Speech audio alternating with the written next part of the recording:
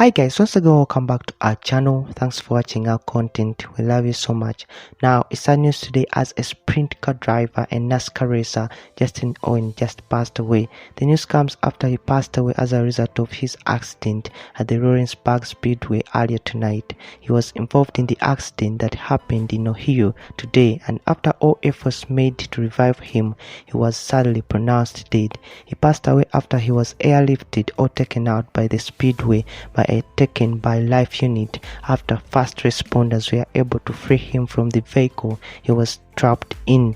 The USAC AMSO Incorporation Sprint Car National Championship event was scheduled to take place tonight at the Lawrenceburg Speedway in Indiana and has been called off. The competition was cancelled as a result of an incident during the qualification that involved Justin Owen from Harrison, Ohio.